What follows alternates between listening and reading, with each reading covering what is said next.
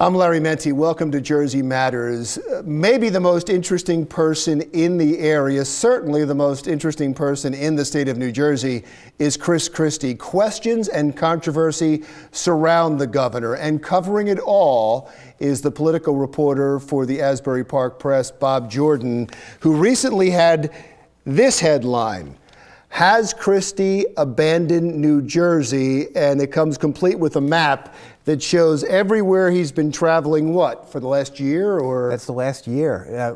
Recent months, more and more of those planes have been taking off since the end of last year, and now in January too. How many days has he been in the state and out of the state? Have you figured that out? He's been out of state last year about 150 days. In January, it's getting close to half of the month he's been out of state. Iowa, Massachusetts, et cetera, et cetera. He's Patrick Murray, who does polling for Monmouth University, said the only time people are seeing Chris Christie is when he's out of state. Wait, because he's not showing himself too much in New Jersey, and he doesn't seem to do, and tell me if this is fair, he doesn't seem to do a lot of local interviews, but he seems to do a whole lot of national interviews. Exactly, ABC, Fox. He's had very few availabilities with the New Jersey local media, which it might be typical of somebody who's thinking about a run for president. They want to talk more to the national audience, but it's been almost exclusive outside media interviews. He'll talk when he goes to Boston for the inauguration of the Massachusetts governor, a Republican, but press availabilities in New Jersey have been few and frequent. So let me ask the question that was posed at the top of your article: has Christie abandoned New Jersey? Some might say yes. His poll numbers in New Jersey have dropped substantially. They dropped after Bridgegate, the George Washington Bridge scandal.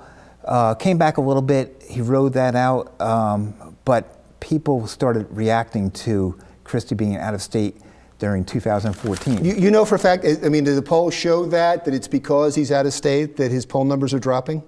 Yes, his numbers dropped at the end of last year.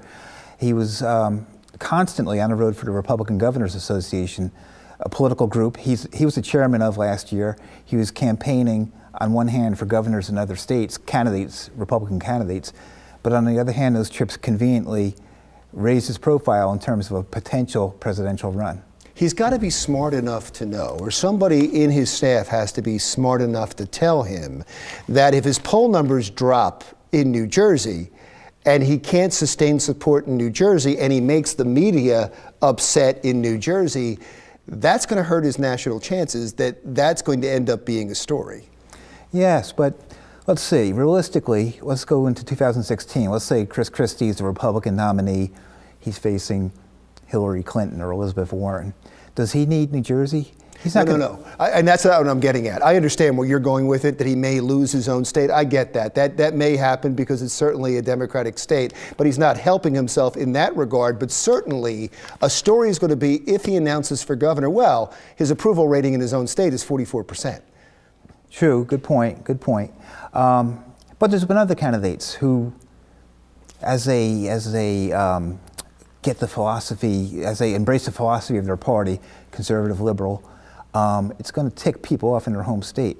And as I think a person's in-state approval rating is always going to be softened a little bit when they look outside. To your question that I keep talking about, that he abandoned, I love Twitter. And one of the tweets when they showed Chris Christie in Jerry Jones' box during one of the wins, I forget which one it was, said he's now officially spent more time in Jerry Jones' suite than he has in the state of New Jersey. You know, which is funny, yeah. But what is he thinking in Jerry Jones' box? What is the political gain in being there? Well, you know, again, his first goal, if he ran for president, would be winning the Republican nomination. Jerry Jones is a conservative oil man from Texas. He needs that kind of backing. Jerry Jones has made campaign donations to Republicans. And right now, Jerry Jones is a little bit more important to him than people you might expect to be important to the governor.